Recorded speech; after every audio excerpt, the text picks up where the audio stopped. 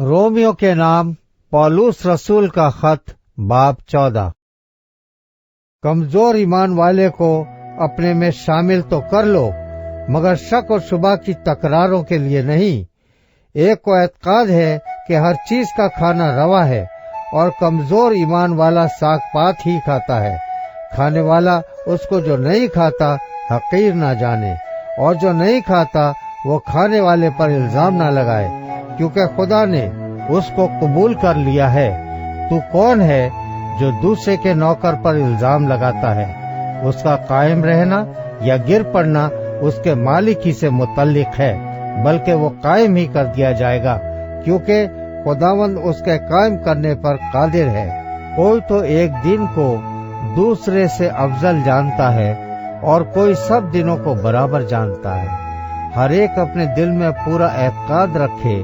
जो किसी दिन को मानता है वो खुदावंद के लिए मानता है, और जो खाता है वो खुदावंद के वास्ते खाता है, क्योंकि वो खुदा का शुक्र करता है। और जो नहीं खाता वो भी खुदावंद के वास्ते नहीं खाता और खुदा का शुक्र करता है, क्योंकि हम में से ना कोई अपने वास्ते जीता है, ना कोई अपने वास्ते मरता है। अगर हम जीते हैं तो खुदावंद के वास्ते जीते हैं, और अगर मरते हैं तो खुदावंद के वास्ते मरते हैं। बस हम जिए या मरें खुदावंद ही के हैं, क्योंकि मसीह इसीलिए मुआ और जिंदा हुआ कि मुर्दों और जिंदों दोनों का खुदावंद हो। मगर तू अपने भाई पर किस लिए इल्जाम लगाता है, या तू भी किस लिए अपने भाई को हकीर जानता है? हम तो सब खुदा के तख्त अदालत के आगे खड़े होंगे। चुनांचे ये लिखा है, खुदावंद फरमाता है, मुझे अपनी हयात की कसम, हर एक घुटना मेरे आगे टिकेगा और हर एक जबान खुदा का इकरार करेगी। पस हम में से हर एक खुदा को अपना हिसाब देगा।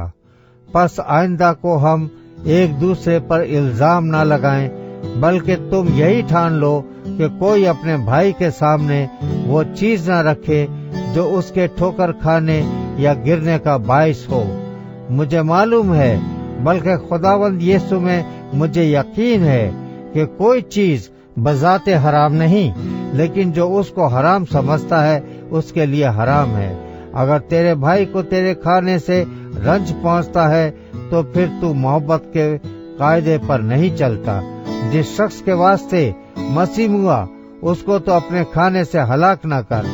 बस तुम्हारी नेकी की बदनामी ना हो, क्योंकि खुदा की बादशाही खाने पीने पर नहीं, बल्कि रासबाजी और मेल मिलाप और उसी खुशी पर मौकूफ है जो रूल कुद्स की तरफ से होती है। और जो कोई इस तौर से मसीह की खिदमत करता है वो खुदा का पसंदीदा और आदमियों का मकबूल है। बस हम उन बातों के तालिब रहें जिनसे मेल मिलाप और बाहमी तरक्की हो। खाने की खातिर खुदा के काम को न बिगाड़ो। हर चीज पाक तो है, मगर उस आदमी के लिए बुरी है जिसको उसके खाने से ठोकर लगती है। यही अच्छा है कि तू ना गोश्त खाए, ना मैं पिए, ना और कुछ ऐसा करे जिसके सबब से तेरा भाई ठोकर खाए। जो तेरा एतकाद है वो खुदा की नजर में तेरे ही दिल में रहे।